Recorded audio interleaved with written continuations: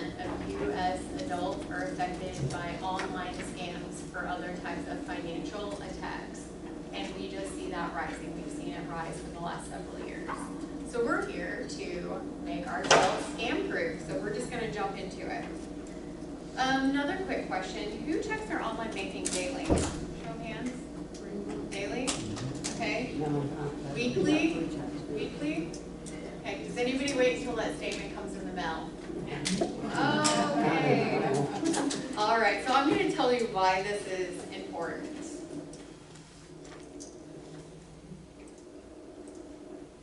Okay. So these are the things we're going to be focusing on today. First one is monitoring those accounts.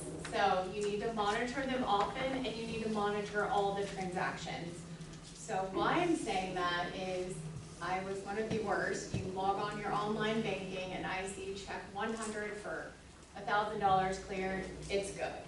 Well now, sometimes they alter those checks, so it really may not be good. So you actually have to go in and look at that check item and make sure, was it really wrote to Jamie Gibson and it was supposed to be wrote to John Doe. So you just need to review every single transaction.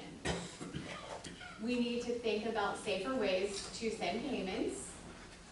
We need to think about protecting our information. A lot of times I've talked to people and they say, well, I do everything electronically, I'm protected. But there's still other ways that we can protect you a little further. And then we're going to talk about these prevention tools. Okay, so monitoring the account, we kind of already hit on this a little bit. We want to make sure we do this daily if possible. Definitely don't wait until that statement comes in. The reason I say that is, one, banks have time limits that they have to return that transaction, that check, that debit card. So the faster you detect it, the faster that you can call us and we can get that action started, the better chances of recouping any lost money. So we always want to do that in a timely manner. Now there is something that can help you guys detect this. One of these are online banking alerts. Almost every single financial institution will have some type of online banking alerts. And what you can do is you can set those up, and if I use my debit card, it's going to alert me. If there's a large purchase, it will alert me. Say my balance never goes below 50,000, you can put a balance alert. So you know that that's odd behavior for my account and it's going to alert you. So I would highly recommend, and most places it's going to be absolutely free, I would highly recommend for you guys to take in online banking and set those up. Especially if you're a person that doesn't check their account every day, that's going to help you monitor that situation. Can I ask a question about that? Yep. If you're not checking your account, how do you see that alert? Is that something that comes to you separately? You can, yep, so you can have it text you most, and I'm just speaking for our bank, but most banks, you can text it, email it. There's a couple of different delivery options there. Okay, so we have a check. We've all wrote these, and we're going to talk about why these are not the best way to transfer money. When you write a check, you are literally giving them your account number, your routing number, your address, name, and that signature that you sign everything with that they can now copy. So the checks now, what we're seeing is the USPS is seeing a delay in mail, or mail being stolen, or mail being lost. So what happens is, when this happens, your first thought is to call the bank and I'm going to put a stop payment on that check. That's great, and we need to do that. But we need to think a step further. Where is this check?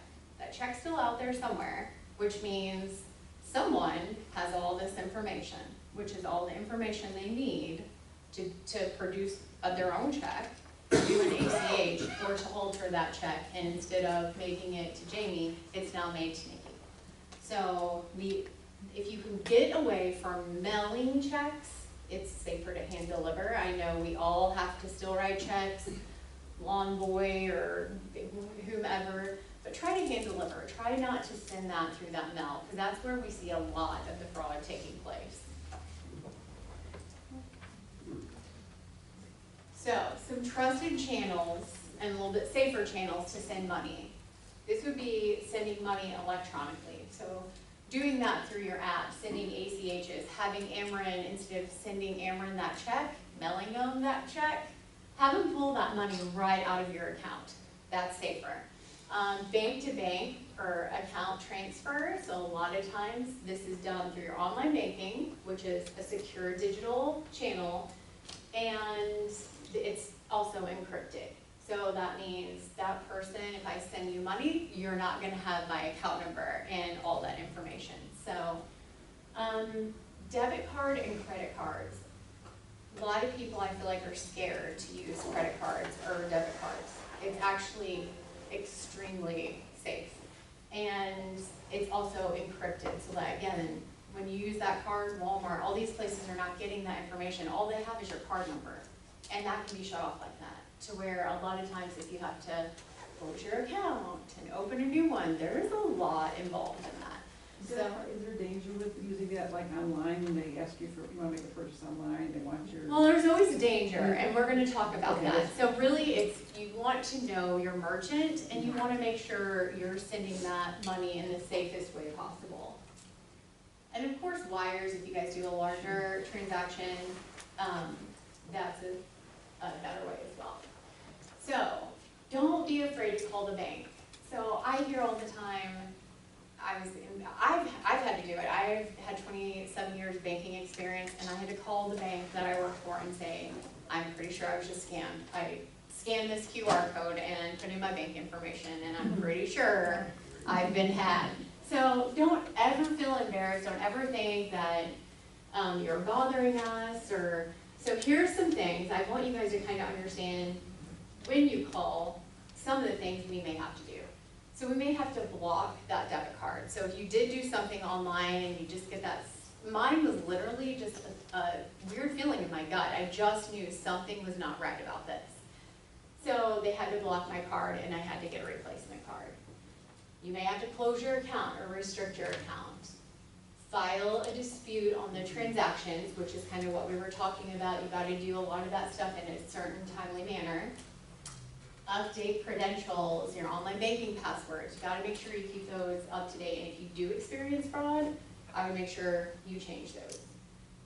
And add security measures. So that could be, in the past, I know we've had people put like a question that maybe only you know. So not date of birth or just a unique question. So when you call in, we will ask that question and we know it's you.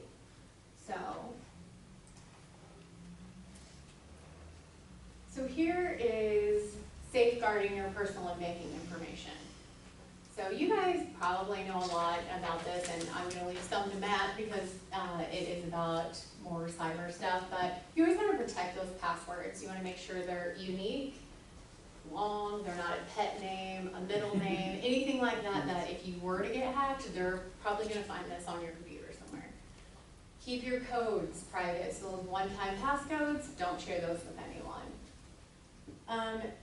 You wanted to discard your documents securely. So this is a big one. Don't throw that stuff away. Burn it, shred it. If you don't have a shredder, most of the time your financial institutions will help you and shred stuff for you. Protect your devices. So you want to make sure you have a lock screen on your computer or your phone that has some type of code on it. You want to make sure those updates get done and that your antivirus is updated. And you want to make sure you have a trusted Wi-Fi. So that's huge too. And then I love this one. You're going to pause on pressure. So, and I'm going to get into that. Okay, I'm going to go forward one. Okay, I'm going to skip a little bit and we'll go back because we talked about pausing on pressure. So I absolutely love this. Guys, the scammers are, I mean, they're very convincing. They're going to convince you of whatever they're selling, whatever they're trying to give you.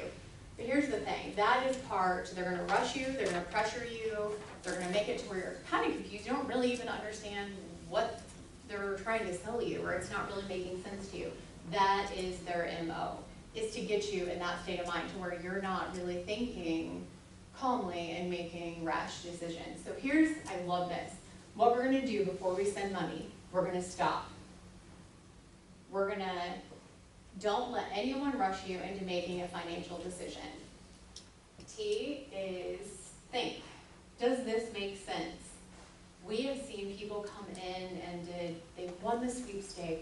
they want it, and then we'll ask them.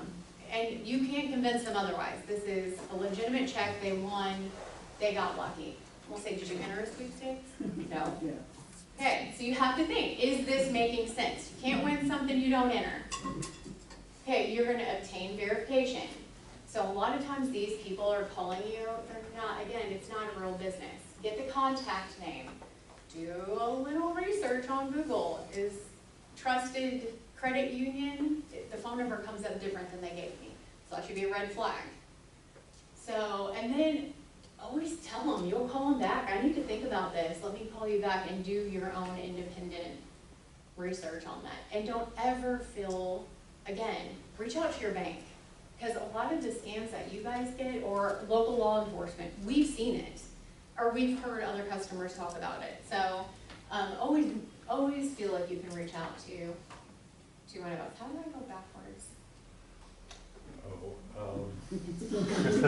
Here, you know what, we can go forward. Yeah, you can go forward, and that's the best way to do it. Just go ahead and close that out up there with the X, and then go back to slideshow, and Can I just click on one of these? go up to slideshow there, and from beginning, All and right. then go ahead and click through. Yeah.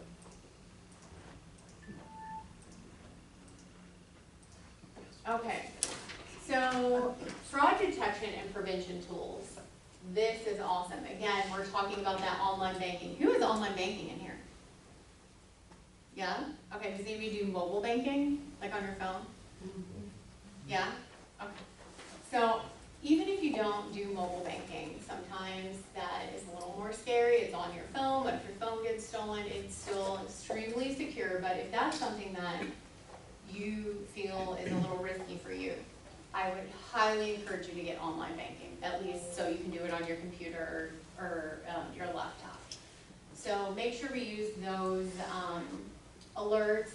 If you can't cut your check writing back, because remember that's where a lot, not all, that's where a lot of this fraud comes from, then I would consider getting a positive pay service at your bank. And pretty much what that is you're telling the bank, I'm telling Bank of Herrin, hey, I'm writing that check for 101 for $1,000 to Jamie Gibson. If that check comes in different, you're gonna be notified. And you have the power right there to either say it's fraud, return it, call the bank, or pay it. So that puts the power in your hands, and you don't have to worry about that time because you're gonna know the day it's presented. Okay. Here's another one. This is what I always hear. Well, I do all this. I do positive pay. I do everything electronic. And I'll say, how do you get your statements? And they say, I get it mailed to me. Well, that's just as concerning, guys. When you get those bank statements, what's in there? Copies of your checks, which is, again, all that information that they need.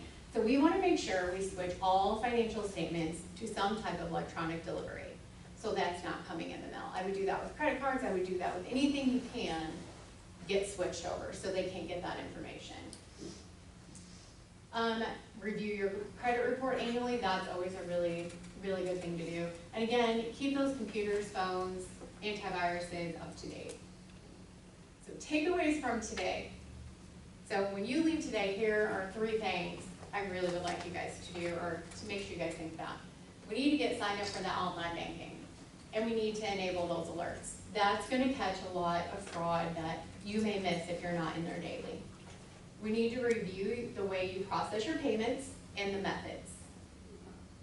And then we want to confirm all statements are sent electronic. And remember, that's not just banking statements. You don't want these people to get a hold of your credit card information either. So any statements that are to do with anything financial, I would have those sent electronically. I have a question. How do you enable alerts? What's that mean? How do you do that? So that's for your online banking. You do it on your cell phone with a computer? Yep. If you get online banking for your financial institution, normally it's all in there within those settings. And your bank can help you with it too. Okay, because I mean, I know like with a credit card, I mean, I have alerts like whenever it's used, it shows up. Yes. So this is kind of the same thing. Yes, yep, 100%. Yep, And goes then right how on. about that positive thing where you said the bank's gonna call you every time you? The bank doesn't call you, it goes through your online banking. Oh, Yeah. where a check is written that, Mhm. okay. Yeah, so those go through your online banking. Normally, if you put the alerts on, because you can put check alerts on there too, that's normally what I recommend. Okay. And then you get that notification as well for any checks. Could I ask a question? Yeah. Okay, I use the bank bill pay. Yeah. But some places, they can't send it electronically, Yes. so they do a check. Yes. Now, that check doesn't have your personal information on it, so I'm figuring that's safer. However, it's very slow in the delivery, and so I've had someone tell me, it's just too slow, can't you write me a check? So I've done that at their request, but how much safer is an electronic written check? Okay, so here's what I'm gonna say. And the way that those payments are sent through your online banking also differs. Sometimes they're sent through what you're saying, it's really like an account number the bank sets up, and that the money funnels through there. So it's not your account information. But some don't go that way. So here's the thing, you really don't know which way it's going. And it's still in the mail. So it's still being mailed, you still have the delays, you could still have to put a stop payment on it. And we have seen those stop payments increase because of the mail delays. So, yes, it is safer because they're possibly not going to have your bank account information, but you really aren't gonna know for sure that's the way it's going. Is there a type of ink pen that is Yes. actually safe to use to Yes, be writing? and I love, that is an amazing question, and I love the fact you asked that. So if you use jet black ink, the best ones are the 702, and normally I have one on me, but they're the 702 ballpoint. You got one? I see you grabbing yours, no? So, and it's black ink, and it is supposed to be to where they can't be washed. And I don't have enough time to talk about that all day, but that's a very interesting process to see. Yeah, and people, Yeah. Jet black, 701. It's 702, it's the ballpoint, isn't it ballpoint 702? and again, we can save some questions for afterwards, Yeah. and so hang on to your questions. We're gonna move on to Officer Hudson now. Thank you, Nikki. Appreciate it.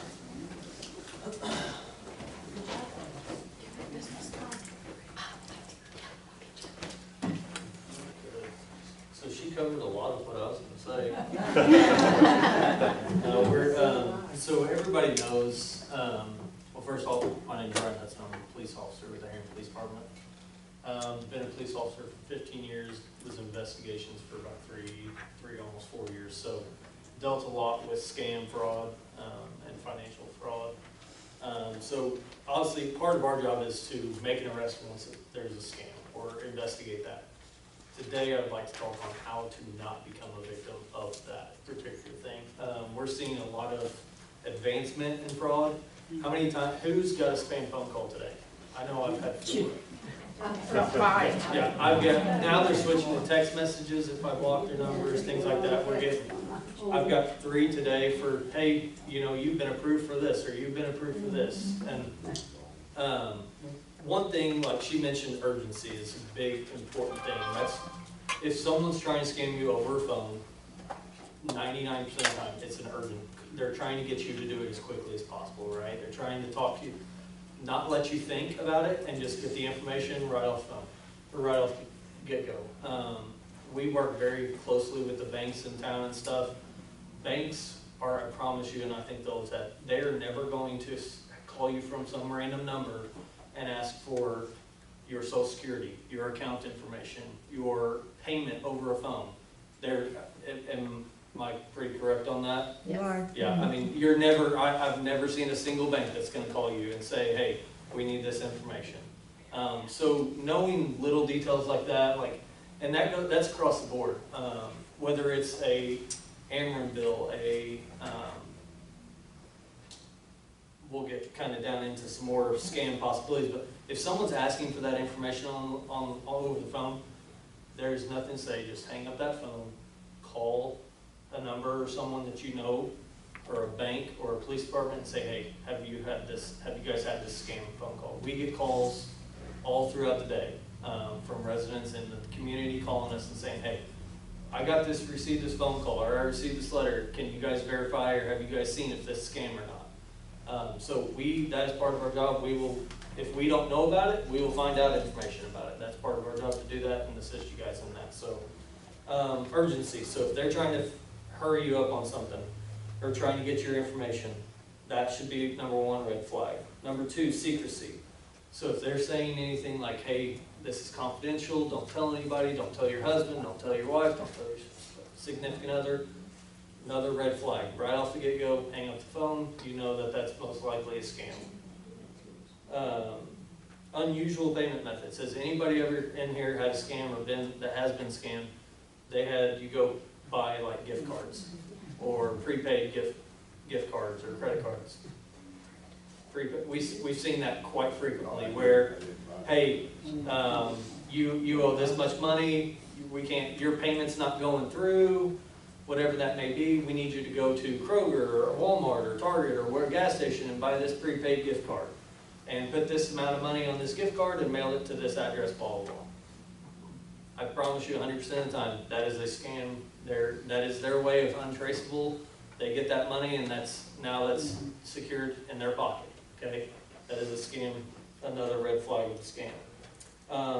We are dealing now with AI and Bitcoin, and I'm sure he's probably going to talk a little bit about AI, would be my guess. Of course, it's the buzzword of the year. Yeah. So we are seeing that a lot. There's two very common ones that we're seeing very frequently right now, is who has grandkids in here, or kids of their own, right?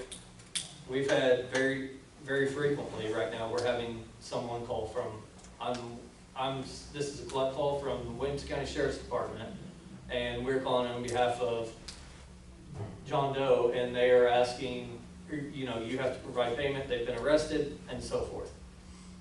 We're now seeing with AI creation, where it sounds like a voice of someone you might know. Now, maybe the intention is that it's not, but it's, hey grandma, I'm in trouble, I've been arrested, I need bailed out, I need this money.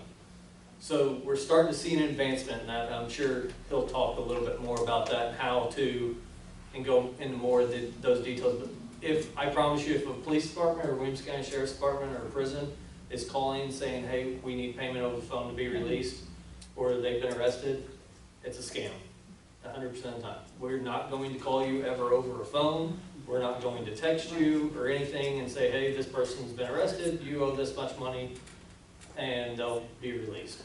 Scam 100% of the time. You can always call us, call the police department, call the sheriff's department, call the jail. Hang up that phone, call the number, whether you search it online, the internet, whatever that may be, call and verify the specificity of that call so you guys can feel safer about that and know that, hey, that's a scam. Or call your grandson or your granddaughter, your son or daughter. Hey, have you been arrested? If they say yes, then we might have to take a different path. That might be actually the case, but most likely that won't be the case. So we've seen that. We've seen AI, the AI play a part in that. The other thing we're seeing right now that we have several cases working is, anybody have social media? Like Facebook or follow Facebook or anything like that? Okay, a lot of scams on Marketplace is one hot topic. Marketplace, people wanting payment prior to the purchase or prior to the exchange of an item. Never purchase an item, never send payment for an item before you receive an item. We like to think that people would think, but again, urgency plays in a role. Sometimes people are just really good at talking and convincing you too. Two recent ones we've had just in the last month was, you're starting to see apartment complexes.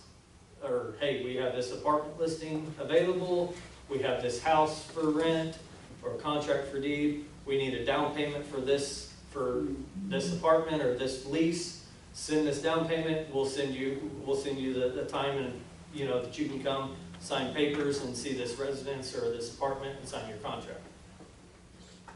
That's getting pretty advanced, and now they're figuring out how to get that, because what is commonly the first thing that you do when you purchase a lease or a house or something like that? You put a down payment down, right? There are a lot of apartments, if there's a lot of people looking for that, they'll say, hey, we need to we have to have down payment to hold your position, so we make sure that you get this location. And we're seeing that not only with houses, but vehicles, marketplaces, that's where we're starting to see a lot of those down payment terms be used.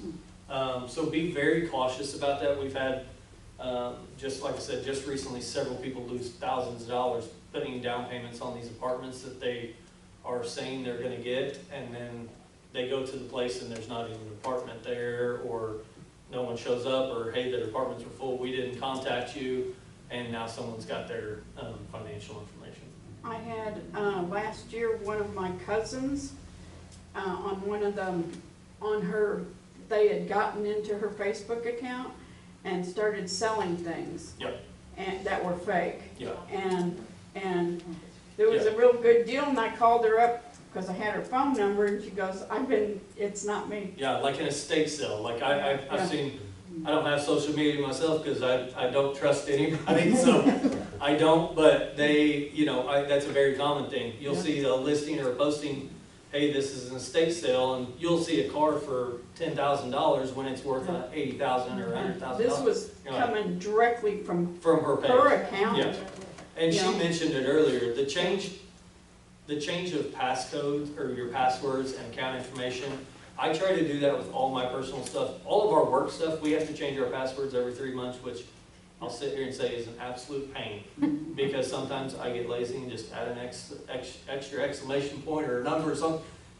Be diligent with it and keep a tab or, something aside where your passwords are secure and stuff. But making sure that information is changed pretty regularly. We always suggest at least 6 months in changing that. Because nowadays, with AI, with the advancement of just technology in general, it's a lot easier for people to obtain that information, and more technological ways of them getting that information nowadays. So we always suggest have that as a revolving door, updating information, whether it's your banking. I changed my mobile banking with Bank of Herrin. I change my password very regularly. Now, I know it's secure. I feel secure about it. I still do it just out of habit because I know I need to, just in that one-off case that it does get, hacked or broken into. So, I try not to insult or anything. We talk a lot about people leaving their cars open or unlocked. Someone calls us. If I had to look at our CAD sheets and our call sheets for the last month, I guarantee we have 40+ vehicle burglaries. Of those 40, I'm going to say about 39 of them, the cars were unlocked and valuables or purses left in the vehicle. So I'm not saying this is an insult. We talk about scamming the same way we talk about that. Lock doors, lock cars, be preventative in that measure so you don't become a victim of that. And that's the same concept with scam and fraud. The more likely you are to put yourself in that position and open that vulnerability to be a victim of fraud and scam, that opens the horizon for a larger door. And now we're talking about financials, and that can be a lot for a lot of people. How quickly can someone clear a bank account? Minutes. I mean, I can tell you we've had debit cards and checks stolen out of a purse at, say, 2 a.m. in the morning, and by 3 o'clock, the entire account's drained. They've gone to 3 locations and drained an entire account. I know that when we go to Walmart, I put in my debit card. No one knows who, if someone had my debit card, they can put that card in. What can you do now instead of a PIN on a lot of cards? You just hit the enter button, right? And bypass the PIN. I hate that feature, by the way. I love PIN, by being able to bypass it. Yeah. Well, yep, right now that's the thing we're going through. Yeah. You should not be able to. Yeah. The PIN it's Yeah. there for your protection. Yeah, and I know certain places don't allow certain businesses and stuff, but I go to Huck's and get a coffee in the mornings. And it's I can either put in my PIN or I can just hit the enter button. So knowing that, okay, if someone has my account, they can go ring up whatever they want at Walmart, bypass my PIN, and now my PIN, now they have my account, they've spent money in my account or whatever that may be. So vehicle thefts and loot and items stolen and stuff, that ties a lot into fraud and scam because you can be a victim of that simply by misplacing a debit card or a check account or a checkbook. I'd like to say, yeah, I didn't hear this as a scam, I thought it was theft, but I did have a check taken out of my mailbox when I used to leave the mail for the mailman to pick up. Yep, And I would never do that again. yep, And I did have some altered check. yep. I'll be the first to say, I'm terrible about checking my mailbox, because I do everything online, but I still get bank information statements, and now I'm like, I shouldn't, I thought I had that feature changed. See, it's always the ones like, I do Yeah. everything. But like, I do, I get like, you know, whether it's my mortgage statement, or whether it's a credit card statement, or a bill, you know, a bank statement, I still get those, and I know I have everything online. All my bills are paid through online, I don't write a single check or anything. I'm very bad about checking my mailbox. We always suggest be diligent in checking mailboxes. We get a lot of calls about mailboxes, mail being taken. With debit cards, don't they have a daily limit though? I mean, that you can't. You can, some So set, that's- yep. So I know mine, like I can only withdraw a certain amount Yeah. during the day, and then if not, I have to call the bank and ask for approval. I have a scam question. How about all these solar sales, solar panel sales? We didn't have to run them off. So I was wondering when that question would come up. We have a lot of that soliciting in town. So if a solicitor comes to your door, I will say, I don't want to put a number on it. I would say arguably 80 to 90% of the time, that's a legit solicitor or some type of sales. Most businesses are going to that door-to-door because they know people are home during the day. Elderly is a very, target for that, because they know typically someone's home, they can get, they can get at least to the door on that. So now we have a process with Herrin. If someone's soliciting in our town, they have to go through the approval process at Herrin City Hall and carry a permit. Would have an ID of some sort? They should have a permit if listed. Now, what they're doing is, say it's Verizon. Verizon's been one going around town right now. The manager will go get a permit, and then he'll drop off 40 employees throughout town, and they'll start walking around town. Not always gonna have a permit. If you guys are ever concerned about that, or want to know, hey, is this person validated? Like, have they been through this approval process? Are they legit? You can always call up City Hall or the police department. We can get that answer for you. Sadly, we can't stop people from soliciting door to door. That's part of their business, but we have ways that they have to go about that the correct way as well. So we do run off solicitors. If they do not have a permit, they are not allowed in this town to sell. Again, with soliciting, very, very important though, you're not giving financial information, anything to that extent, social security numbers, anything like that. I had a solar guy come to my door the other day and he wanted my Herrin bill. Where I'm not, one, I'm not interested in solar, and two, you're not getting my Herrin bill. If that's a legit company and I wanted to do that, I would contact the company directly and I'd go about it that way and verify the company's work. Somebody asks for your, sometimes, I've not been scammed by this, but sometimes it has, somebody says, verify your last four. Is that dangerous of your social security? Verify last four security, yeah. Is that? So I have several accounts, personal accounts, that even my bank account, I have to verify my last four social. If somebody calls you? Never. Okay. I would never give that over the phone. And again, if someone's calling for that information, unless you directly call, I'll give an example, your credit card, the back of your card has a phone number Right. on your debit card. Unless you call that number directly, or Bank of Herrin's number directly, and you spoke to someone there at the bank, then I would never feel comfortable giving that information out, just for that situation. I would never give out information on that. One, Bank of Herrin also has my information, so they know the information they ask. Now, I have security questions they may ask me. My mobile banking, I have to answer 15 questions, it seems like, to get through to my own account sometimes. It's me, but I have to remember those questions and do that. So that's the procedures I've set in place. So as far as scams stuff though, most all victims that we see, they got in a rush, they got in a hurry, they didn't take, there was an intimidation factor, whether that's, someone's in jail, or hey, your lights are gonna get shut off, whatever that may be. I can tell my mother she owns several businesses in the area. She was a victim of an Herrin scam. Hey, we're gonna shut off your power. You can't shut off my power to my business, I gotta have a business running. And she paid over the phone, lost thousands and thousands of dollars because of that. Again, now, looking back, my mom would say, oh man, I was an idiot. I rushed it. I should have just called Ameren, verified that, verified that, and so forth. But again, we get caught up in the emotions. We get caught up in going into our house and leaving our car unlocked. And now, what have we left in there? Our purse, paperwork, whatever that may be. So again, a lot about fraud and scam is just not making yourself vulnerable as a victim in that. Don't you think that because people have been conditioned all our lives to, when the phone rings, you answer it. Yep. When somebody comes to the door, you go to the door and you answer it. Personally, I put my number on like the National No Call Registry, Yep. thinking that has really cut down on my spam.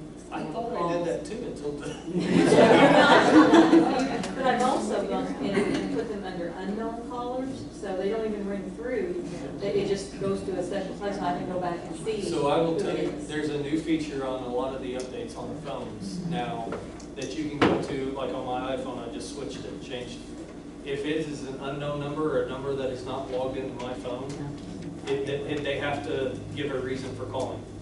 And most of the time now, they hang up before I even can double click it or say, hey, this isn't a number I recognize.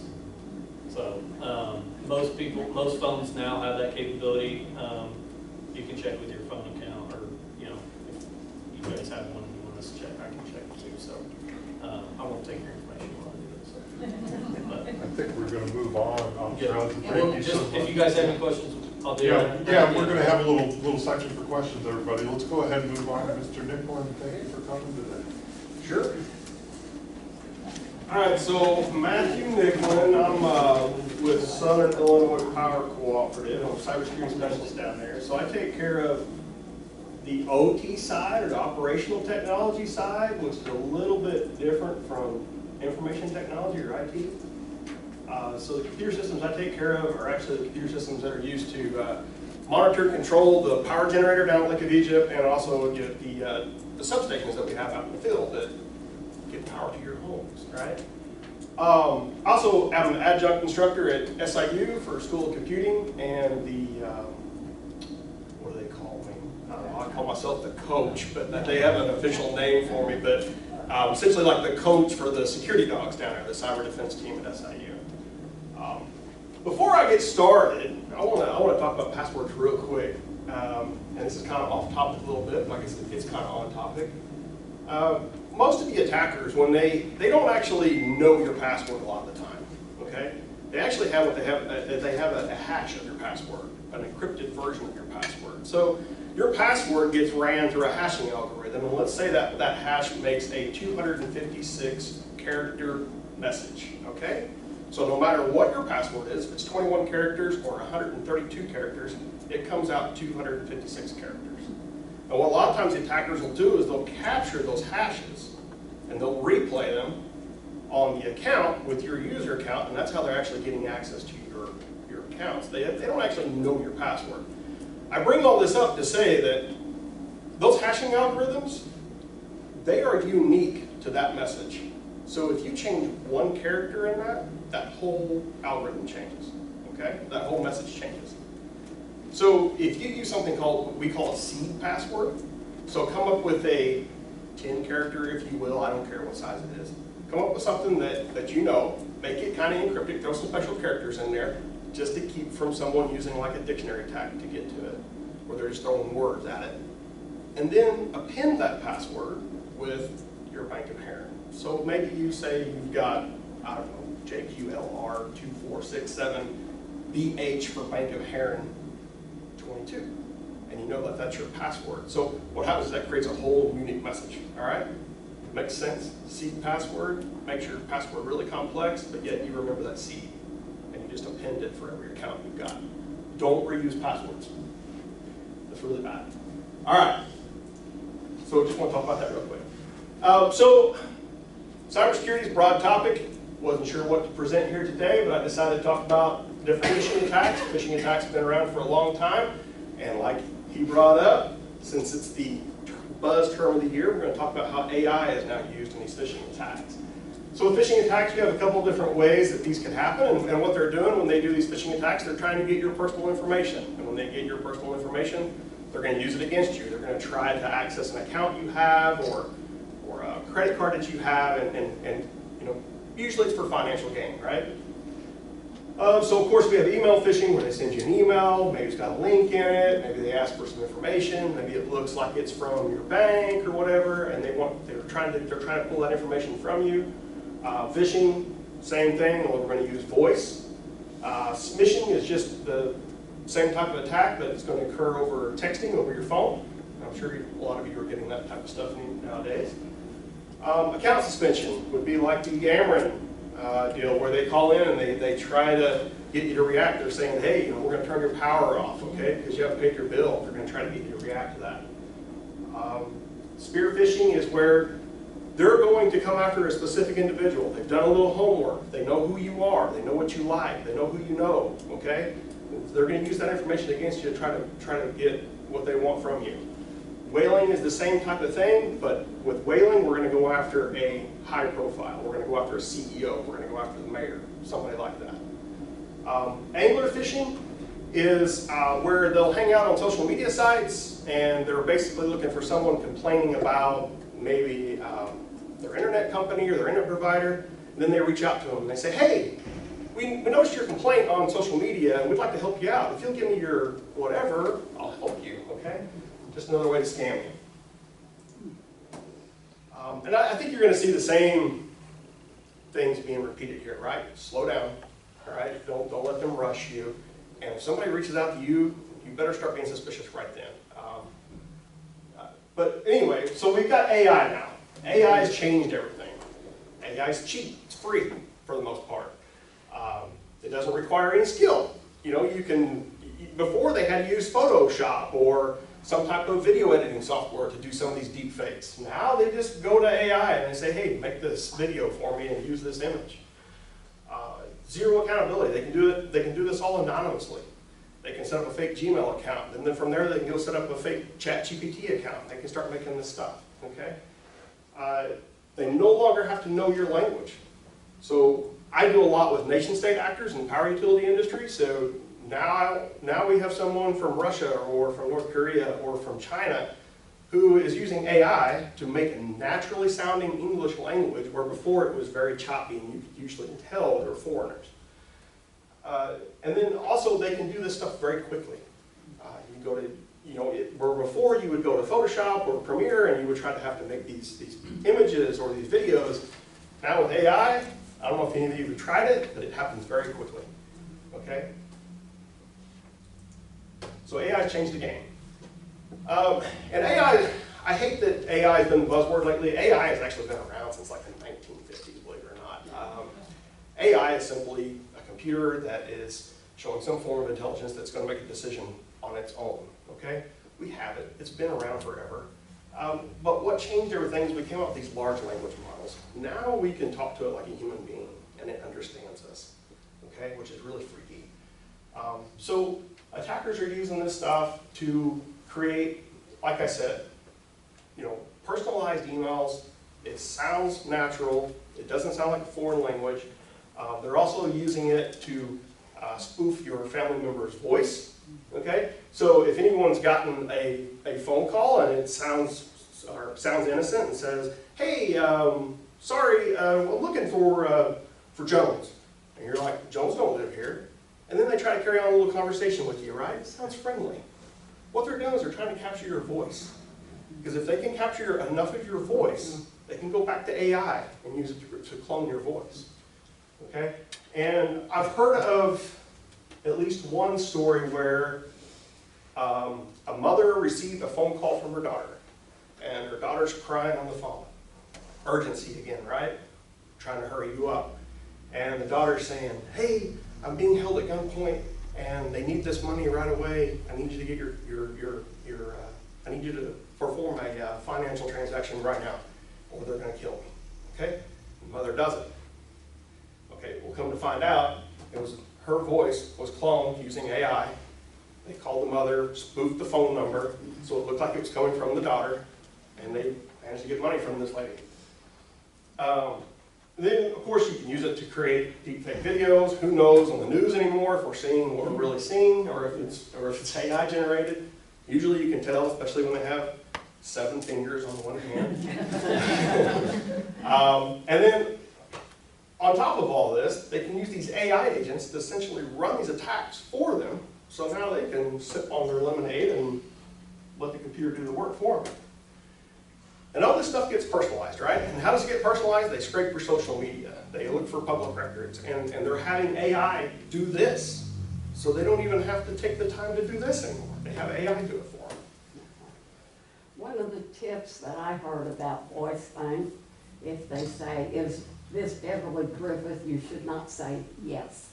What was it now? If they ask your name, Oh. you do not say yes. Yeah, I don't usually answer the phone and give my name. I don't like to provide my name. I don't want Well, to. they ask if that's who you Yeah, are. yeah, right. Yeah, They they try got to. your name. Yeah. So then they can. So we'll go over a couple of different other attacks here. So a confidence or a romance scam. About who's calling. That's where they're going to get. They're going to capture that voice of that loved one or someone you know, and they're going to call you and try to scam you out of money, kind of like the incident I told you with the mother and the daughter.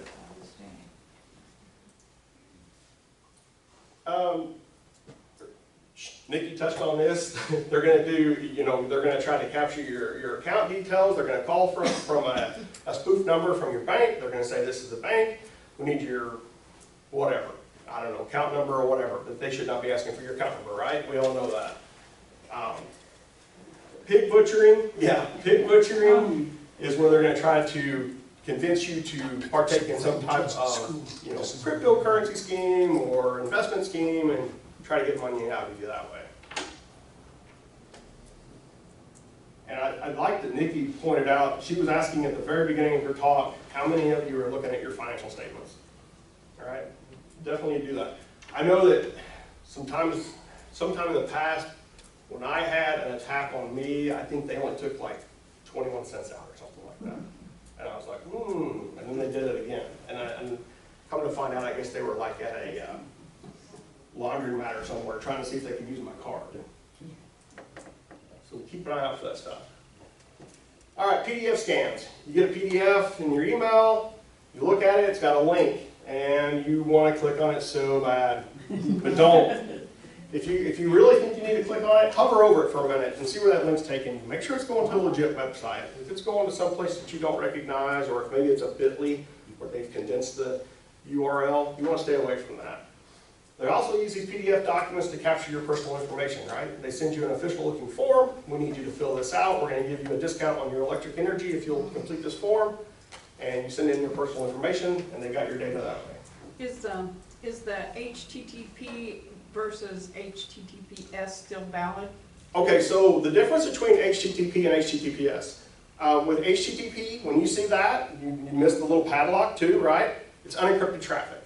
What happens with that is that an attacker could get in the middle, they could sniff your packets, they can see everything you're doing in clear text. It's not encrypted at all. If you have the HTTPS, which you should not have any websites anymore that are HTTP, hopefully. Yeah. Most browsers are actually blocking them now. With HTTPS, you're actually encrypting that traffic. So they're jarbling all that message up so you can't make sense out of it if you do happen to capture those packets. And just to kind of piggyback on that, I just came back from DEF CON, and it's a cybersecurity conference out in Vegas, and I saw something that I thought was pretty impressive. They actually found, we've all got fiber in our neighborhoods, right? Well, in the little boxes they put in the ground, there's a switch in there, and if you'll go tap into that switch with your computer, guess what? You can see everybody's traffic in your neighborhood. Pretty cool. Yeah. So yeah, I thought that was pretty neat. So you always want to be mindful of your traffic. Make sure it's encrypted when you're leaving your computer. Sextortion is where they're going to scrape social media, usually capture some pictures of some teen girls or something of that nature. They may even use AI to make them a little more revealing, and then they're going to try to get money out of that individual for not posting that picture. You're going to say something. We've had, You've seen this. 10 cases probably this year. Wow. This is, since AI, this has been, they will take your face and put it on someone else's body and extort. And the whole sole purpose is, hey, if you don't pay me, I'm releasing this image. This is becoming extremely, extremely popular right now. That's crazy. Even in the schools, sadly, we're dealing with like juveniles. That's just it, it's probably, Yeah. I hate to say it, probably kids. Yep. We actually had an instance that we heard about that there were some guys that were into cybersecurity that were playing around with AI, some students, and they were seeing what they could ask AI to do. And of course, AI is really good at writing computer code because it's a computer. And they ended up hacking a individual's insulin pump. Oh. Yeah, very unfortunate. So that's the bad thing that's happening. It's like sometimes they don't really mean to. They're kind of doing just some explorative stuff, and then they end up getting hold of somebody's biomedical equipment. It's kind of scary. Fake job postings. Perfect place to collect your personal information, right? We need your social security number so we can give you a paycheck on your first day, right? So be mindful of that type of stuff. E-commerce sites kind of piggybacks off of marketplace here, where they're going to sell you a product. They may use it to capture your credit card information, or you may never get the product and they get your money. Of course, with AI, this stuff can all be done very quickly. So how do we avoid this stuff? First of all, slow down. You've heard that a million times a day. Slow down. Don't let people rush into stuff. Think about things before you do it. If you can, reach out to the person and have them meet with them in person. If it's somebody you don't know, tell them you want to meet them somewhere. Maybe you want to go to their office or whatever. Don't click on URLs that you get in your unsolicited messages. I won't beat that in your head. When you click on that URL, it takes you to a website, and that website can start doing things on your computer through JavaScript. Use multi-factor authentication, but one thing I'm going to point out, I try to stay away from the SMS stuff, where it texts you a code. And the reason is, you'll get into something called SIM swapping, okay? And what SIM swapping is the attacker is going to call your cell phone company. They're going to find out some information about you and your phone number, and they're going to call the cell phone company. And they are going to call that cell phone company, and they're going to go, "Man, I was out at Lake of Egypt the other day, and I was walking over to get on my boat, and as soon as I did, my phone dropped in the lake. And all my passwords and all my information is on that phone, and I really just, if I could just get a phone turned back on, I could restore the cloud and get all my data back, and I'll be back in business." And if they can convince that phone company to switch your phone number over to that phone, guess what they got now? Now they've got all your security codes. So now they go to your Gmail account, and they get your Gmail account in, and you get in there and they get your email. And because they used a two-factor code. The two-factor code went to your phone, they approved it, and they're in.